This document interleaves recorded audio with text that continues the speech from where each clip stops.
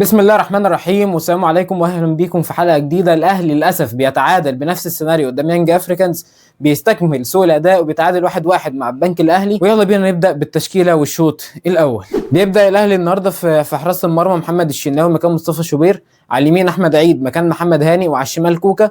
قلبين الدفاع احمد رمضان مكان ياسر ابراهيم، وجنبه ياسين مرعي، قدامهم مروان عطيه وبن رمضان مكان اليو ديانج، ومعاهم زيزو، وعلى اليمين بن شرقي مكان طاهر، وعلى الشمال تريزيجيه، وقدام مروان عثمان.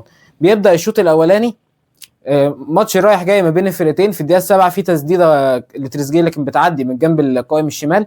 بعدها هنا فريق راح من هنا وفريق راح من هنا، لكن البنك كان شكله اخطر. في اول 10 دقائق بيجي له فاول على حدود 18، غلطه مركبه ما بين الشناوي واحمد عيد في الاول.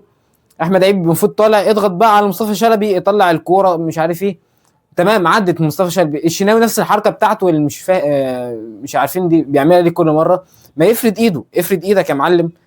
طلع الكوره كانت سهله، كانت تتشال، لكن بيروح دايما ما يفردش ايده. بعد الجول انت ممكن رحت بتاع، بس ما فيش اي خطوره. البنك اخطر عليك، راح بفرصه تانية بتاعت اللي شال احمد رمضان من الجون، وكان في تقريبا يا قبلها يا بعدها الركنيه اللي اتلعبت براسه وعدت من فوق العارضه. مفيش خطوره من الاهلي النهارده. في كره في الفاول اتلعبت من زيزو، لعبها لبن شرقي. بن شرقي من على حدود 18 رفعها عرضيه، اتردت لمروان شاطها بشمال، وبعد كده اتردت تاني بن رمضان شاطت يشيلها خط الدفاع. بعد كده يجي لهم اكتر من فرصه، لكن في فرصه اللي شال احمد رمضان برضه الشناوي اتعامل فيها بشكل غلط. وغير كده بقى بيجي لك اصابه زيزو في الدقيقه 30، ولسه في اصابات بدنيه كتير هتضرب اللعيبه. وبتيجي فرصه كده برضه في الاخر لتريزيجيه، وبينزل برضه حسين الشحات مكان زيزو. كانت عندك النهارده مفيش اي خطوره، كل واحد بيروح ما بيعملش حاجه، مفيش غير بس الكره رفعها كوكا. احمد عيد برضه حاول يرفع عرضيه وبتاع، بس كان بتقلش منه. بن شرقي على ناحيه اليمين انت خسر خطوره كبيره، او خسران خطوره كبيره ناحيه اليمين من بن شرقي.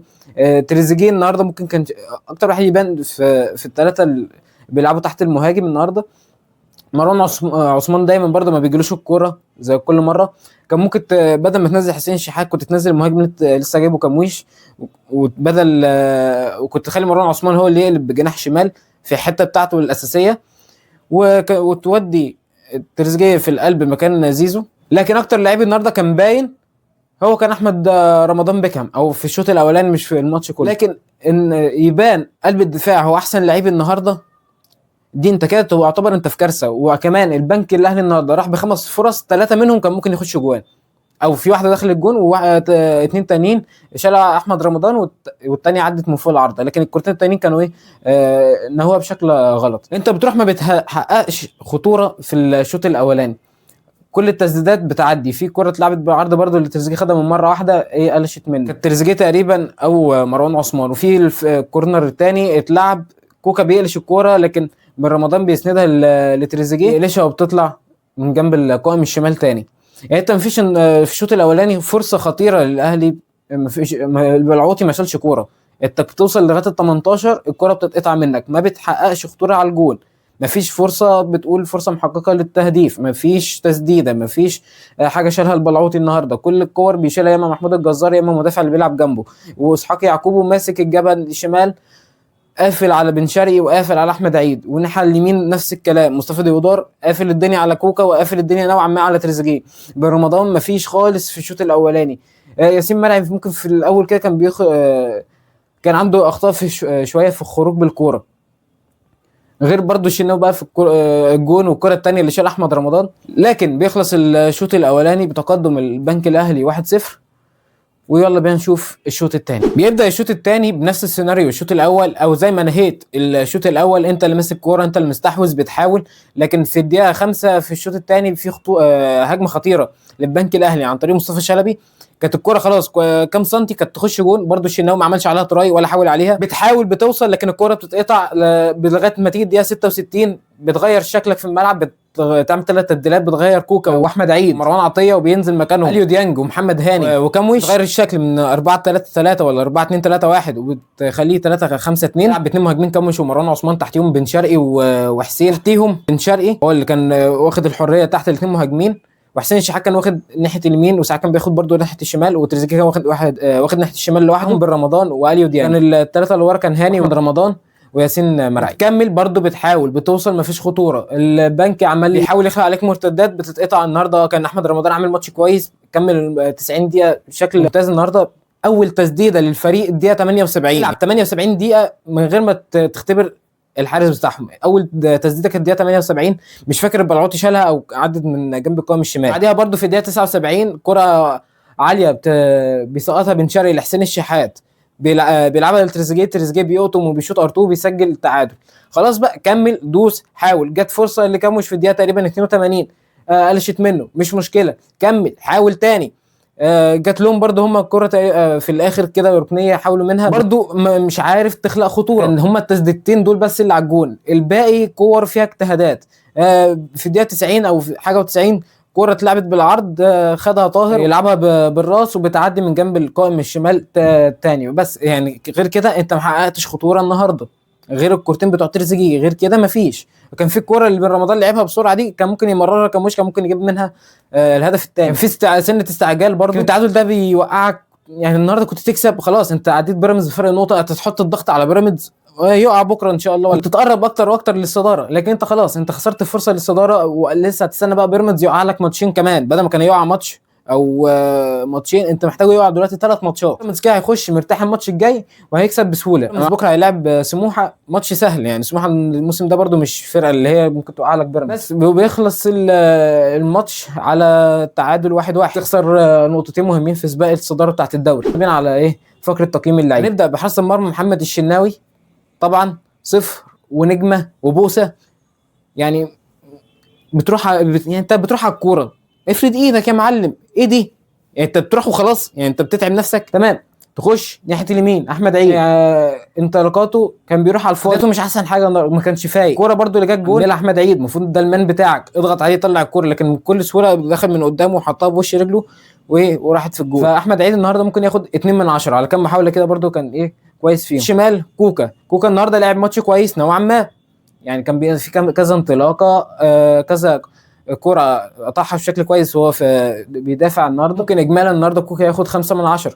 قلبين الدفاع ياسين وياسر، ياسين واحمد رمضان. نبدا بياسين. ممكن ماتش قليل نسبيا عن الماتشات اللي فاتت، كان برضو هو اللي بيخرج الكرة من تحت، فممكن ياخد النهارده 5 من 10.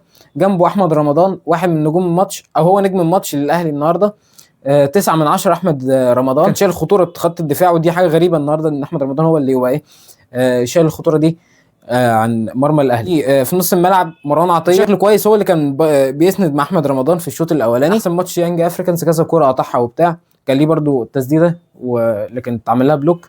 ممكن مروان عطيه النهارده ياخد 5 من 10. لعب جنبه برمضان ما بانش غير مثلا بعد التبديلات بقى لما خد حريته في نص الملعب وبدا يعني يبان شويه، لكن برده مفيش اي اقناع. 2 من 10 بالرمضان.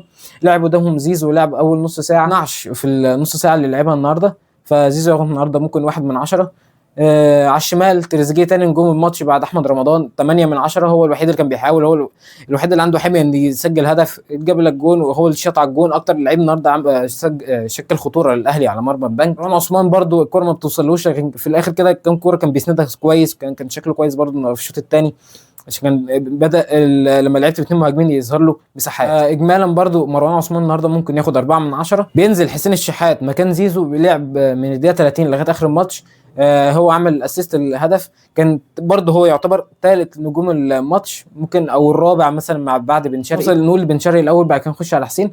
بن شرقي النهارده عامل ماتش كويس، في كذا كوره حاول فيها، كان في شويه قرارات، لو كان خد قرار غير كده كان ممكن يشكل خطوره اكبر على الجون، كان ممكن يسجل برده النهارده بن شرقي. كذا كوره كان ممكن يلعبها بالعرض، كان يبقى شكلها احسن. بن شرقي النهارده اوفرول ياخد 6 من 10. حسين الشحات زي ما قلت لك برده هو كان هو الثالث نجوم اللقاء بعد تريزيجيه، والرابع يبقى بن شرقي، فحسين الشحات النهارده ياخد 7 من 10. محمد هاني لعب كذا عرضيه، عمل كذا افتكاك بتاع، ممكن برضو 5-6 من 10. محمد هاني. نزل اليو ديانج مكان مروان عطيه، دي غريبه نوعا ما، بس كانت ماشي حالها ماشي. كان في كذا كوره عمل افتكاك، كذا مرتده برضو لحقها وبتاع، بيحاول برضو يروح على الجون، بيعمل ثنائيه مع تريزيجيه، فممكن ديانج النهارده ياخد 6 من 10. نزل كموش برضو، يعني اول ماتش ليه نزل في وقت صعب شويه نوعا ما، الكور اللي عليه بياخدها كويس، مفيش بس غير الكور اللي قلشها دي، لو كان اتعامل معاها بشكل احسن وكان جابها جون كان ايه هتفرق معاه في الانطلاقه بتاعته. فممكن ياخد 3 من 10 4 من 10، خليها 4 من 10. طاهر في اخر 5 دقائق يعني ما جاتلوش غير الكره اللي لعبها بالراس، حاول برده في كذا انطلاقه كده مع محمد هاني في الجبهه اليمين، لكن ممكن برده طاهر اجمالا ياخد 3 من 10. وبس الاهلي بيتعادل للاسف مع البنك 1-1. وحش من الاهلي، مش عارف تخلق فرص، كان اخطر عليك يعني اجمالي الماتش كفرص البنك اخطر بشكل كبير، ليه فرصتين او 3 محققين للتسجيل، انت ليك فرصه واحده انت سجلتها، 2 يعتبروا اشباه الفرص. الكره بتاعت تريزيجيه سددها وشالها البلعوطي، والثانيه كاموش اللي شالها طلعها بره. كان في كره بتاعت برمضان زي ما قلت لك، لو كان مررها كاموش بدل ما يشوطها في السماء كانت ممكن تفرق معانا، وكان ممكن نسجل من الهدف الثاني. لكن في الاخر ما تنساش تصلي على النبي لاخواتك في السودان وفي فلسطين، والسلام عليكم.